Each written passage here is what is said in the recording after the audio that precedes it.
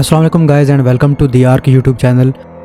दोस्तों, रूस के सदर ने ऐलान किया है कि रूस ने अपने पोसाइडन नामी nuclear powered unmanned under water vehicle का कामयाब तजर्बा किया है। प्यूटन के मुताबिक ये तजर्बा एक कैरियर सबमरीन से लॉन्च करने के बाद इसके ऑन बोर्ड रिएक्टर के एक्टिव होने के साथ मुकम्मल हुआ है। इन्होंने कहा कि पोसाइडन की ताकत रूस के सबसे ख़तरनाक सरमत इंटरकॉन्टिनेंटल बैलिस्टिक मिसाइल से भी ज़्यादा है और दावा किया कि इसे रोकने का कोई ज़रिया मौजूद नहीं है। अलबत्ता रूस ने इस तजर्बे की कोई टेलीमेट्री डाटा, तस्वीर या जगह की तफसील जारी नहीं की, ना ही आज़ाद ज़राए से इसकी तस्दीक हो सकी। रूसी मीडिया ने प्यूटन के इस बयान को भरपूर अंदाज में नशर किया, ख़ास तौर पर इनके एक फ़ौजी अस्पताल के दौरे के दौरान। प्यूटन के बयान में जो अल्फाज इस्तेमाल हुए वो दरअसल एक इंटीग्रेशन टेस्ट की तरफ इशारा करते हैं, ना कि किसी वॉरहेड डेटोनेशन की तरफ। इसका मतलब है कि पोसाइडन को सबमरीन से लॉन्च किया गया, वो महफूज अंदाज में अलग हुआ और इसने खुदकार तौर पर सफ़र शुरू किया और इसका न्यूक्लियर रिएक्टर कुछ वक्त के लिए कामयाबी से चलाया गया।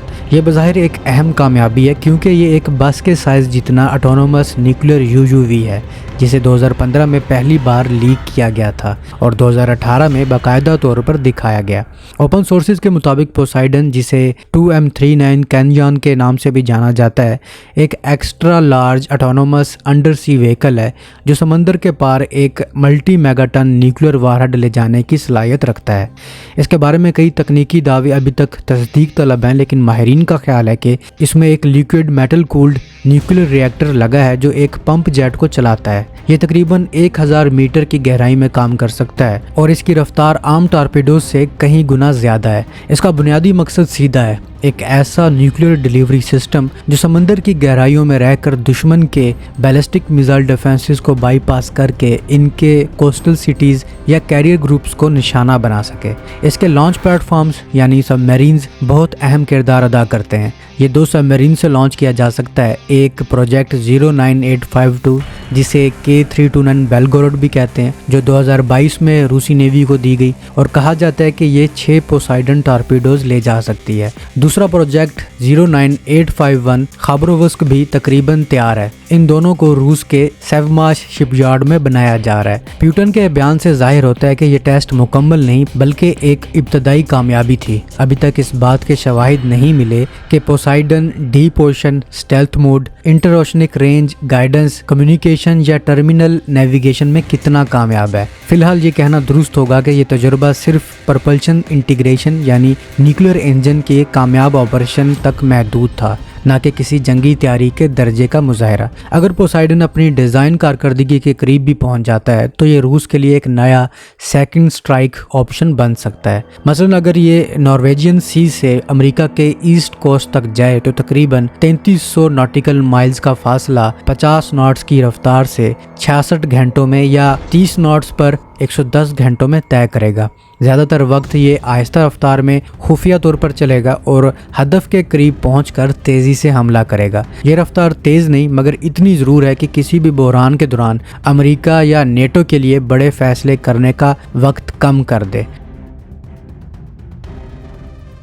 मगरबी ममालिक कई दहाइयों से समंदर में सी बेड सेंसर्स, टॉड एरेज और मैरीटाइम पेट्रोल एयरक्राफ्ट्स के जरिए ज़ेरे अब खतरात पर नज़र रखते आए हैं, मगर एक रिएक्टर पावर्ड डीप यूयूवी को खुले समंदर में पकड़ना इंतहाई मुश्किल होता है। अलबत्ता तंग समुद्री रास्ते, साहली इलाके या बंदरगाहों के करीब निगरानी के इम्कानात बढ़ जाते हैं। इसलिए अमरीकी नेवी इस तरह के ऑटोनोमस न्यूक्लियर हथियारों को संजीदगी से देखती है। ये नाकाबिले शिकस्त नहीं मगर इनकी निगरानी एक तवील और पेचीदा खेल ज़रूर है। अब बात करते हैं इसके वॉरहेड यील्ड और मशहूर रेडियो एक्टिव सोनामी के दावों की। रूसी मीडिया कभी इसे 2 मेगाटन तो कभी 100 मेगाटन बताता है, लेकिन मोतबर अंदाजे कहते हैं कि असल ताकत चंद मल्टी मेगाटन के करीब होगी। तारीख बताती है कि ज़ेरे अब न्यूक्लियर धमाके जैसे कि बिकिनी अटॉल का बेकर टेस्ट साहली इलाकों में शदीद तबाही और ताबकारी फैलाते हैं, मगर वो पूरे समंदर पार करने वाली सुनामी पैदा नहीं करते। अलबत्ता अगर ऐसा हथियार किसी बंदरगाह के करीब फटे तो पूरे शहर, बहरी जहाज और साहली तजारत तबाह हो जाएगी और इलाका कई सालों तक ताबकार रहेगा। एक और अहम पहलू आर्म्स कंट्रोल है। موجودہ نیو اسٹار ٹریٹی صرف SLBM, ICBM اور ہیوی بامبرز کو شمار کرتا ہے۔ پوسائیڈن چونکہ ایک نیوکلیر UUV ہے، اس لیے یہ اس معاہدے کے دائرے سے باہر ہے۔ اس سے عالمی قوانین میں ایک خلا پیدا ہوتا ہے جہاں ایسے ہتھیاروں کی تصدیق، نگرانی یا تعداد پر کوئی واضح ضابطہ موجود نہیں ہے۔ عملی لحاظ سے دیکھیں تو یہ ہتھیار اب بھی ایکسپیریمنٹل مرحلے میں ہے۔ ہر پوسائیڈن کے لیے ایک چھوٹا نیول ریئیکٹر، مضبوط پریشر حل، گائیڈنس سسٹم اور ہائی یلڈ وار ہیڈ درکار ہے۔ یہ سب روس کے لیے اقتصادی پابندیوں کے باعث آسان نہیں ہے۔ ابھی صرف 2 سب میرینز بیلگورود اور خابرووسک ہیں، یعنی ان کے آپریشن محدود ہوں گے، اور یہ نظام زیادہ تر سائیکولوجیکل ڈیٹرنس کے لیے موزوں ہے، نہ کہ بڑے پیمانے پر استعمال کے لیے۔ لیکن اگر کبھی ایسا ہتھیار استعمال ہوا تو نتائج خوفناک ہوں گے۔ ایک بندرگاہ کے قریب نیوکلیر دھماکہ ہزاروں لوگوں کی جان لے سکتا ہے، پورے علاقے کو تابکار کر سکتا ہے اور عالمی تجارت کو مفلوج کر دے گا۔ ایسا حملہ یقیناً نیٹو یا امریکہ کے خلاف اسٹریٹجک نیوکلیر اسٹرائک سمجھا جائے گا اور جوابی حملہ تقریباً یقینی ہوگا۔ آخر میں حقیقت یہی ہے کہ پوسائیڈن روس کے لیے ڈائیورسیفیکیشن کا ذریعہ ہے، ڈومیننس کا نہیں۔ یہ روس کو ایک نیا راستہ دیتا ہے کہ وہ نیوکلیر سطح پر مزید دباؤ ڈال سکے، مگر اس کی تعداد، کارکردگی اور تصدیق ابھی غیر واضح ہے۔ پیوٹن کے الفاظ کے پوسائیڈن سربت سے بھی زیادہ طاقتور ہے اور روکا نہیں جا سکتا، یقیناً ایک انفارمیشن آپریشن کا بھی حصہ ہے۔ جب تک مزید شواہد سامنے نہیں آتے، اس پورے معاملے کو روس کے پرپلشن ٹیسٹ اور سیاسی سگنلنگ کے طور پر دیکھنا زیادہ درست ہوگا۔